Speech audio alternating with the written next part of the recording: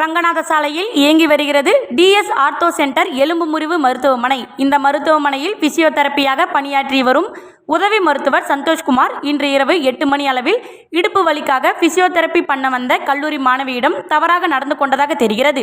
இது குறித்து அந்த பெண் உறவினரிடம் தெரிவித்தார். உடனே மருத்துவமனையின் உள்ளே நுழைந்த உறவினர்கள் உதவி மருத்துவரை தர்மடி தந்து விழுப்புரம் மேற்கு காவல்துறையிடம் ஒப்படைத்தனர். இந்த சம்பவம் தொடர்ந்து நடைபெற்று வருவதாகவும் இவரை கடுமையாக கண்டிக்க வேண்டும் என்று இந்த பகுதியில் இருந்த பொதுமக்கள் கூறினர். இளம்பெண்ணிடம் தவறாக நடந்து கொண்ட பிசியோதெரபிஸ்ட் சந்தோஷ்குமாரை விழுப்புரம் மேற்கு காவல்துறையினர் சம்பவம் குறித்து தீவிர விசாரணை மேற்கொண்டு வருகின்றனர்.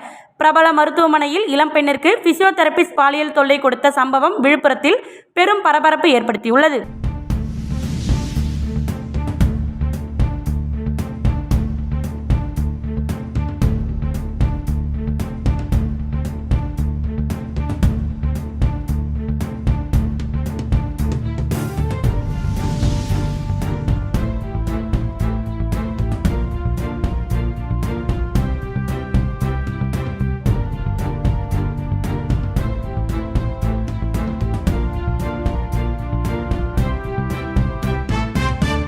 புதுவை மாநில கபடி சங்கம் சார்பில் வில்லியனூரில் இலவச கபடி பயிற்சி முகாம் இன்று தொடங்கியது. வில்லியனூர் மரவர் விளையாட்டு திடலில் தொடங்கிய கபடி பயிற்சி முகாமில் புதுவை மாநில கபடி சங்க சேர்மன் ஜெயராமன் கலந்து கொண்டு முகாமை தொடங்கி வைத்தார். இதில் புதுவை மாநில கபடி சங்க நடுவர் குழு சேர்மன் மலையன், கபடி சங்க செயலாளர் ஆரியசாமி ஆகியோர் முன்னிலை வகித்தனர். இன்று மற்றும் நாளை 2 நாட்கள் நடக்க உள்ள பயிற்சி முகாமில் புதுச்சேரியில் பல்வேறு பகுதியிலிருந்து 11 வயது முதல் 15 வயது வரை உள்ள சிறுவர் மற்றும் சிறுமியர்கள் சுமார் 200க்கும் மேற்பட்டோர் கலந்து கொண்டனர். முகாமில் தேர்வாகும் சிறுவர் சிறுமியர்களுக்கு 1 வருட ஃபிட்னஸ் இலவச பயிற்சியும் பயிற்சிக்கான சாதனங்களும் இலவசமாக வழங்கப்பட உள்ளது.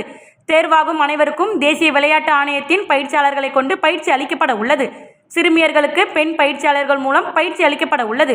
முகாமில் வெற்றி பெறும் 20 சிறந்த சிறுமியர்களுக்கு ஓராண்டுக்கான ஊட்டச்சத்து இலவசமாக வழங்கப்படும்.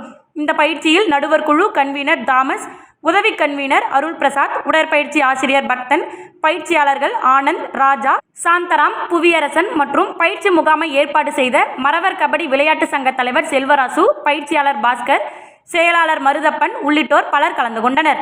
நாளை காலை 7 மணிக்கும் 2ஆம் நாள் பயிற்சி முகாம் தொடங்க உள்ளது என்பது குறிப்பிடத்தக்கது. புதுச்சேரியில் கோடை விடுமுறையை முன்னிட்டு பொழுதுபோக்கிற்காக கிரிக்கெட் நடத்தப்பட்டு வருகிறது. அதன்படி இந்த ஆண்டு வெள்ளித்திரை மற்றும் சின்னத்திரை நட்சத்திரங்கள் பங்கேற்ற பொழுதுபோக்கு ஒருநாள் கிரிக்கெட் போட்டி புதுச்சேரி துத்திப்பட்டு CABCK மைதானத்தில் நடைபெற்றது. இதில் வெள்ளித்திரை மற்றும் சின்னத்திரை நட்சத்திரங்களான மாக்காப்பா ஆனந்த், தங்கதுரை, புகழ் மற்றும் பிரபலமான யூடியூபர்ஸ் பங்கேற்ற ஒருநாள் கிரிக்கெட் போட்டியில் 8 ஓவர் என 6 டீம்கள் பங்கேற்றது. இதில் ஏராளமான பொதுமக்கள் கண்டு ரசித்தனர்.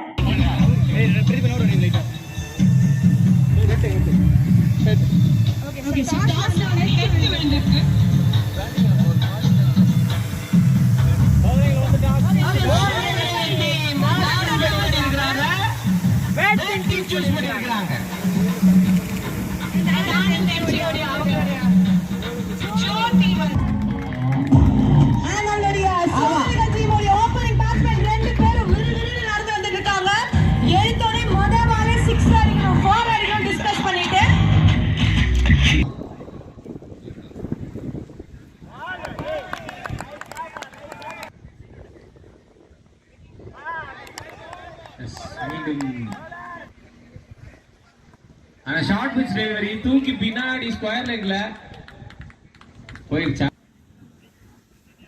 கோடை காலத்தில் வெப்பநிலை அதிகமாக இருப்பதால் நிலத்தடி நீர் பற்றாக்குறை ஏற்பட்டு குடிநீர் விநியோகம் பாதிக்கும் சூழ்நிலை உள்ளது. இதனை கருத்தில் கொண்டு மண்ணாடிப்பட்டு கொம்யூன் பஞ்சாயத்துக்குட்பட்ட பகுதியில் பல கட்ட பணிகள் நடைபெற்று வருகின்றன. அதில் ஒரு பகுதியாக குடிநீர் விநியோகம் பாதிக்காத வண்ணம் மண்ணாடிப்பட்டு கொம்யூன் பஞ்சாயத்துக்குட்பட்ட பகுதிகளில் அனுமதியின்றி முறைகேடாக குடிநீர் இணைப்பு எடுத்து அதனை தோட்டங்களுக்கும் மற்றும் தேவையில்லாமல் காலி மனைகளிலும் உபயோகப்படுத்தி வரும் இணைப்புகள் அனைத்தையும் கொம்யூன் பஞ்சாயத்து ஊழியர்கள் துண்டித்து அப்புறப்படுத்தும் பணியினை கடந்த 1 வார காலமாக கொம்யூன் பஞ்சாயத்து ஆணையரின் உத்தரவின் பேரில் செய்து வருகின்றார்கள். அதன் ஒரு பகுதியாக இன்று மண்ணாடிப்பட்டு கொம்யூன் பஞ்சாயத்துக்குட்பட்ட காட்டேரிக்குப்பம் மற்றும் குப்பம் பகுதிகளில் அனுமதியின்றி பயன்படுத்தப்பட்ட குடிநீர் இணைப்புகள் துண்டிக்கும் பணி நடைபெற்றது. அதில் 10க்கும் மேற்பட்ட முறையற்ற குடிநீர் இணைப்புகள் துண்டிக்கப்பட்டன.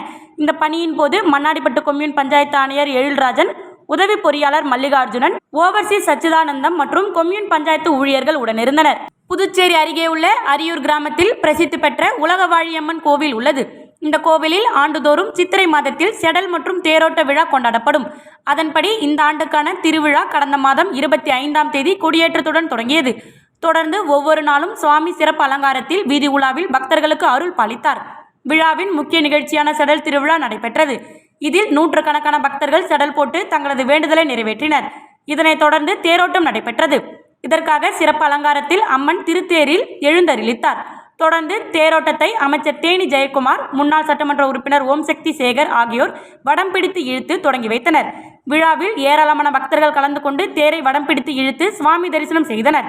தொடர்ந்து உலக வாழியம்மன் அறக்கட்டளை சார்பாக அமைச்சர் தேனி ஜெயக்குமார் பக்தர்களுக்கு அன்னதானம் வழங்கப்பட்டது. விழாவிற்கான ஏற்பாடுகளை கோவில் அறங்காவலர் குழுவினர் மற்றும் ஊர் பொதுமக்கள் செய்திருந்தனர்.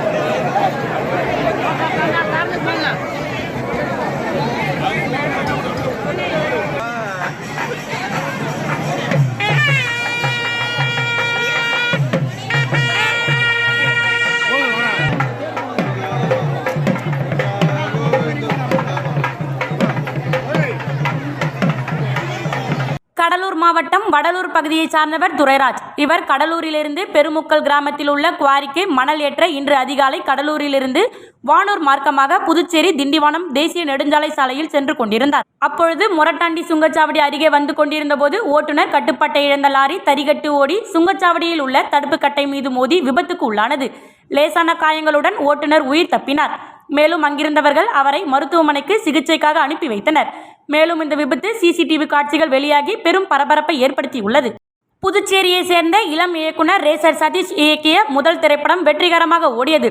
இந்த படத்தை தொடர்ந்து இரண்டாவது திரைப்படத்தை இயக்க முடிவு செய்த அவர்கள் இன்று அதற்கான தொடக்க நிகழ்வு நடைபெற்றது.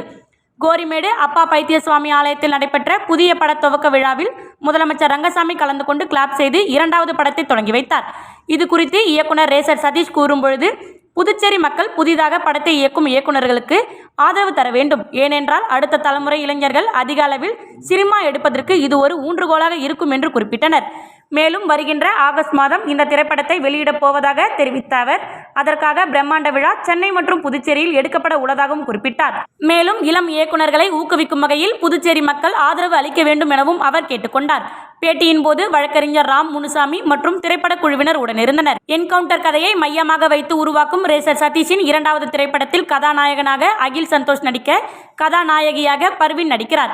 முக்கிய வேடத்தில் அருள்தாஸ், ஜெயக்குமார், சில்மிஷம் சிவா, சிவம், அருண் உதயன், குட்டி கோபி, பூவையார் உள்ளிட்ட பலர் நடிக்கிறார்கள் என்பது குறிப்பிடத்தக்கது. இத்துடன் செய்தி நிறைவடைகிறது. நன்றி, வணக்கம்.